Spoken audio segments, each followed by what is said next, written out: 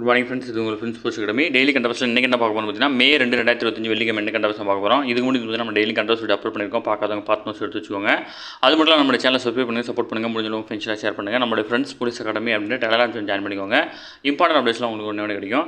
நமது பயிற்சி மையம் சார்பில் வந்து பார்த்தீங்கன்னா 2ஆம் நிலை காவலத்துக்காக டெஸ்ட் பேஜ் வந்து பார்த்தீங்கன்னா தொடங்கியிருக்கோம். இதற்கான பேட்ச் 5 வந்து பார்த்தீங்கன்னா மே 1ஆம் தேதியிலேருந்து பார்த்தீங்கன்னா டெஸ்ட் தொடங்குது. நேற்றுலேருந்து பார்த்தீங்கன்னா நம்ம டெஸ்ட் வந்து ஸ்டார்ட் பண்ணிட்டோம். விருப்பமுள்ள மாணவர்கள் தாராளமாக நினச்சிக்கலாம். இதனுடைய ஷெடியூல் டிஸ்கிரிப்ஷனில் கொடுக்குறேன், வியூ பண்ணி பாருங்கள். உங்களுக்கு ஏதாவது டவுட் இருந்துச்சுன்னா ஸ்க்ரீனில் தெரிஞ்ச நம்பருக்கு கால் பண்ணி உங்கள் டவுட்டை நீங்கள் கிளாரிஃபை பண்ணிக்கலாம். சரிங்களா? அது மட்டும் இல்லாமல் இந்த டெஸ்ட் ஷெடியூலோட டெஸ்ட் 1 வந்து பார்த்தீங்கன்னா ஓப்பன் டு ஆல் தான். எல்லாருமே யார் வேணால் எழுதிக்கலாம் ஃப்ரீயாக. இந்த கொஸ்டின் பேப்பர் வந்து பார்த்தீங்கன்னா நம்ம அப்லோட் பண்ணிட்டோம். ஃப்ரெண்ட்ஸ் போலீஸ் அகாடமி அப்படின்னு டெலகிராம் சேனல் வந்து பார்த்தீங்கன்னா இந்த கொஸ்டின் பேப்பர் இருக்குது. தாராளமாக எடுத்து எழுதி பாருங்கள். சரிங்களா? ஃப்ரெண்ட்ஸ் கரண்ட் அஃபேர்ஸ் பார்த்துடலாம். ஏப்ரலில் வந்து பார்த்தீங்கன்னா ஜிஎஸ்டி வசூல் வந்து பார்த்தீங்கன்னா 2.37 லட்சம் கோடியாக இருக்குது. ஓகேங்களா? இதுவரை இல்லாததில் வந்து பார்த்தீங்கன்னா இதுதான் அதிகபட்சம். இந்தியாவில் கடந்த ஏப்ரலில் வந்து பார்த்தீங்கன்னா சரக்கு மற்றும் சேவை வரி, அதாவது ஜிஎஸ்டி வந்து பார்த்தீங்கன்னா கொண்டு வந்தாங்க.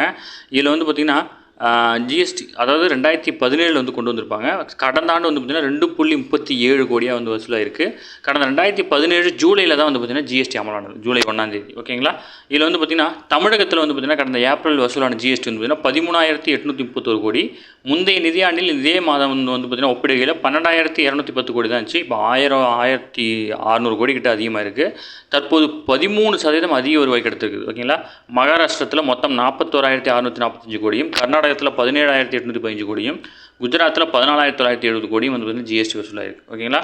ஒரு நாட்டின் ஒரு சில மாநில வரிகளை தவிர பிற மறைமுக வரிகள் அனைத்தையும் ஒருங்கிணைத்து தான் வந்து பார்த்தீங்கன்னா இந்த சரக்கு மற்றும் சேவை ஜிஎஸ்டி வரியை 2017 ஜூலை 1ஆம் தேதி வந்து பார்த்தீங்கன்னா கொண்டு வந்தாங்க. இந்த ஜிஎஸ்டி விகிதங்கள் வந்து பார்த்தீங்கன்னா 5%, 12%, 18%, 28% இப்படி 4 வகையாக இருக்குது. ஓகேங்களா? இது ரொம்ப முக்கியமானது, நோட் பண்ணிக்கோங்க.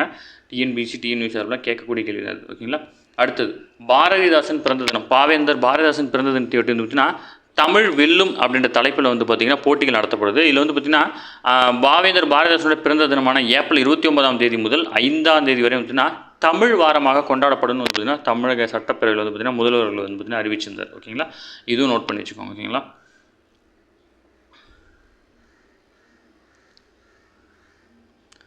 அடுத்த வந்து பார்த்திங்கன்னா உலக பொருளாதார குழுவின் சுற்றுலாத்துறை சார்பாக 2024 வந்து பார்த்திங்கன்னா உலகின் அதிக அளவில் சுற்றுலா பயணிகளை கவரும் 119 நாடுகளுடைய பட்டியலில் இந்தியா 39ஆவது இடத்துல இருக்குது. ஓகேங்களா? இது முக்கியமானது, நோட் பண்ணி வச்சுக்கோங்க.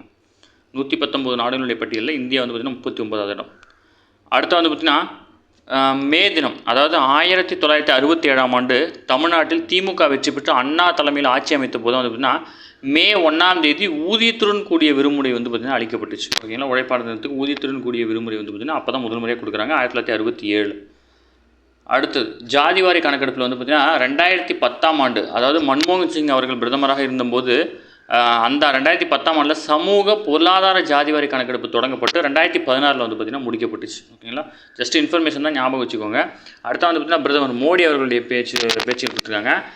அதாவது படைப்புத்துறையில் சர்வதேச மையமாக இந்தியா உருவெடுத்து வருவதாக வந்து பார்த்திங்கன்னா சொல்லியிருக்காரு. அது மட்டும் இல்லாமல் இந்தியாவில் படைப்போம் உலகுக்காக படைப்போம் அப்படின்ற புதிய வார்த்தை வந்து பார்த்திங்கன்னா பயன்படுத்துகிறாரு. இதை நோட் பண்ணி வச்சுக்கோங்க. ஓகேங்களா? இந்தியாவில் படைப்போம் உலகுக்காக படைப்போம் அப்படின்ற வார்த்தையை வந்து பார்த்திங்கன்னா அப்படின்னு அழைப்பு விடுத்திருக்காரு. மகாராஷ்டிரா தலைநகர் மும்பையில் வந்து பார்த்திங்கன்னா முதலாவது உலக ஒலி மற்றும் பொழுதுபோக்கு மாநாடு, அதாவது வேவ்ஸ் மாநாடுன்னு சொல்லுவாங்க. இது நம்ம ஆல்ரெடி பார்த்துருக்கோம். ஓகேங்களா? நம்ம கரண்ட் அஃபேர்ஸில் இதை பற்றி ஆல்ரெடி பார்த்துருக்கோம். இந்தியாவில் மகாராஷ்டிரா தலைநகர் மும்பையில் வந்து பார்த்திங்கன்னா முதலாவது ஒலி, அதாவது சவுண்டு மற்றும் லைட்டுக்கான பொழுதுபோக்கு மாநாடு, வேவ்ஸ் மாநாடுன்னு சொல்லுவாங்க. இந்த மாநாடு நடக்குது. ஓகேங்களா? இதில் வந்து பார்த்திங்கன்னா 100க்கும் மேற்பட்ட நாடுகளைச் சேர்ந்த சுமார் 10,000 பிரதிநிதிகள், 1000 படைப்பாளர்கள், 300க்கும் மேற்பட்ட நிறுவனங்கள், 350க்கும் மேற்பட்ட புத்தாக்க நிறுவனங்கள் பங்கேற்றுள்ள இந்த வேவ்ஸ் மாநாட்டை வந்து பார்த்திங்கன்னா பிரதமர் மோடி வந்து பார்த்திங்கன்னா தொடங்கி வச்சிருக்காரு.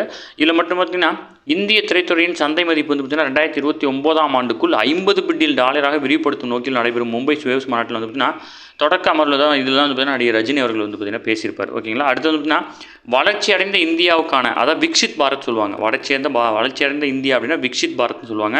இதில் வந்து பார்த்திங்கன்னா வளர்ச்சியடைந்த இந்தியாவுக்காக பயணம் இப்போது முதல் தொடங்குது அப்படின்னு சொல்லியிருக்காரு. அது மட்டும் இல்லாமல் இந்தியாவின் முதல் முழு நீள திரைப்படமான ராஜா ஹரிச்சந்திரா கடந்த 1913 மே 3ஆம் தேதி வெளியானது.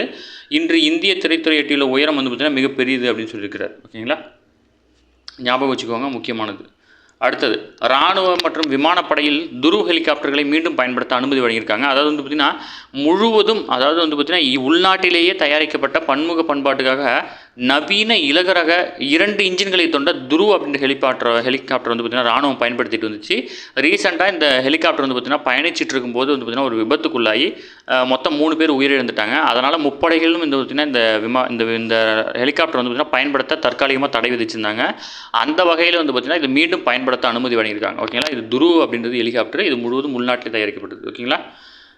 பல்காம் தாக்குதல் நடத்தியதில் வந்து பார்த்திங்கன்னா ஐஎன்ஏவுடைய தலைமை இயக்குனரான சதானந்த் தாத்தே வந்து பார்த்திங்கன்னா நேரில் சென்று பார்வையிட்டிருக்கார். இவரோட பேர் ஞாபகம் வச்சுக்கோங்க. ஐஎன்ஏவுடைய தலைமை இயக்குனர். அடுத்தது இந்தியாவுடைய ஏற்றுமதி வரலாறு காணாத அளவில் வந்து பார்த்திங்கன்னா 69.81 லட்சம் கோடியாக உயர்ந்திருக்குது. ஓகேங்களா. இந்தியாவிலிருந்து ஏற்றுமதியாகும் சரக்கு மற்றும் சேவைகளின் மதிப்பு 2024-25 நிதியாண்டில் வரலாறு காணாத வகையில் 69.81 லட்சம் கோடியாக உயர்ந்திருக்குது. இதில் வந்து பார்த்திங்கன்னா 13.6% வளர்ச்சியுடன் சேவைகள் ஏற்றுமதியின் மதிப்பு 32.7 கோடியாக உள்ளதாக மத்திய வர்த்தக தரவுகள் வந்து தெரிவிக்கிறாங்க. ஓகேங்களா. கடந்த 2023-24 இதன் மதிப்பு வந்து பார்த்திங்கன்னா 28.86 லட்சம் கோடியாக தான் இருந்துச்சு. இல்லை டிஎன்பிசியில் கேள்விப்பா, அதனால தான் நம்ம இம்பார்ட்டன்ட் மட்டும் வாசிச்சுட்டு இருக்கோம். ஓகேங்களா. அடுத்தது கேல் ரத்னா விருது வழங்கியிருக்காங்க. அதாவது வந்து பார்த்திங்கன்னா பேட்மிண்டன் வீரர்களான சாத்விக் சாய்ராஜ் ராங்கிரெட்டி மற்றும் சிராக் ஷெட்டி ஆகியோருக்கு வந்து பார்த்திங்கன்னா இந்திய விளையாட்டுத்துறையின் மிக உயரிய விருதியான மேஜர் தியான்சந்த் கேல் ரத்னா விருது வந்து பார்த்திங்கன்னா வழங்கி மத்திய விளையாட்டுத்துறை அமைச்சரான மன்சுக் மாண்டவியா வந்து பார்த்திங்கன்னா கௌரவிச்சிருக்காரு. சாத்விக் மற்றும் சிராஜுக்கு வந்து பார்த்திங்கன்னா 2023 ஆண்டுக்கான தேசிய விளையாட்டு விருது பட்டியல் வந்து பார்த்திங்கன்னா கேல் ரத்னா விருது அறிவிக்கப்பட்டுச்சு. அன்னையிலேருந்து வந்து பார்த்திங்கன்னா அவங்க தொடர்ந்து ஒரு காம்படிஷனாக போகிறதுனால வந்து பார்த்திங்கன்னா அவங்களால விருதை வாங்க முடியல. இப்போ தான் வாங்கியிருக்காங்க. ஓகேங்களா. முக்கியமானது நோட் பண்ணி வச்சுக்கோங்க. இதில் முக்கியமானது விளையாட்டுத்துறை மிக உயரிய விருது வந்து பார்த்திங்கன்னா மேஜர் தியான்சந்த் கேல் ரத்னா விருது. ஓகேங்களா. அடுத்தது தாஜ்மஹாலை சுற்றி வந்து பார்த்திங்கன்னா 5 கிலோமீட்டர் வரை வந்து பார்த்திங்கன்னா மரங்கள் வெட்ட தடை விதிக்கப்பட்டிருக்கு. ஓகேங்களா. வரலாற்று சிறப்புமிக்க தாஜ்மஹாலை சுற்றி 5 கிலோமீட்டர் பகுதியில் மரங்களை வெட்ட மண்டல வன அதிகாரியிடம் வந்து பார்த்திங்கன்னா முன் அனுமதி பெறணும் அப்படின்னு வந்து பார்த்திங்கன்னா தடை விதிச்சிருக்காங்க. இது முக்கியமானது நோட் பண்ணி வச்சுக்கோங்க. ஓகேவா. அடுத்தது உக்ரைனின் கனிம வளங்களை தோண்டி எடுக்கும் உரிமை வந்து பார்த்திங்கன்னா அமெரிக்காவுக்கு அளிப்பதற்கான ஒப்பந்தம் நீண்ட இழுபறிக்கு பின் வந்து பார்த்திங்கன்னா கையெழுத்தாயிருக்கு. ஓகேங்களா. உக்ரைனுடைய அதிபர் வந்து பார்த்திங்கன்னா ஆல்ரெடி சொல்லியிருந்தார். அமெரிக்கா வந்து பார்த்திங்கன்னா எங்களுக்கு உதவுனாங்க அப்படின்னா நாங்கள் வந்து பார்த்திங்கன்னா எங்கள் நாட்டில் இருக்கிற கனிமங்கள் ஒப்பந்தத்தை வந்து பார்த்திங்கன்னா அமெரிக்காவுக்கே வழங்கும் அப்படின்னு சொல்லியிருந்தார். அந்த அடிப்படையில் வந்து பார்த்திங்கன்னா இந்த ஒப்பந்தம் வந்து கையெழுத்தாயிருக்கு. ஓகேங்களா. ஓகே ஃப்ரெண்ட்ஸ், இந்த கண்டபஸ் அவ்வளோதான். தாண்டி எதுவுமே கேட்க வாய்ப்பில்லை. டெய்லி கண்டபஸ் டெய்லி பார்த்துருங்க. அப்போ தான் மந்த்லி வீக்லி ஈஸியாக இருக்கும். நம்ம சேனலை சப்ஸ்கிரைப் பண்ணி சப்போர்ட் பண்ணுங்கள். முடிஞ்ச ஃப்ரெண்ட்ஸ் ஷேர் பண்ணுங்கள். நம்மளுடைய ஃப்ரெண்ட்ஸ் போலீஸ் அகாடமி அப்படின்னு டெலிகிராம் ஜாயின் பண்ணிக்கோங்க. இம்பார்ட்டன்ட் அப்டேட்ஸ் உங்களுக்கு ஒன்று கிடைக்கும். நம்முடைய பயிற்சி மையம் சார்பில் 2ஆம் நிலை காவலத்திற்கான டெஸ்ட் பேஜ் தொடங்கியிருக்கோம். இந்த டெஸ்ட் பேஜில் வந்து இணைந்து விருப்பப்பட்டீங்க அப்படின்னா ஸ்க்ரீனில் நம்பருக்கு கால் பண்ணி உங்களோட டவுட்டை நீங்கள் கிளாரிஃபை பண்ணிக்கலாம். சரிங்களா. Thank you friends.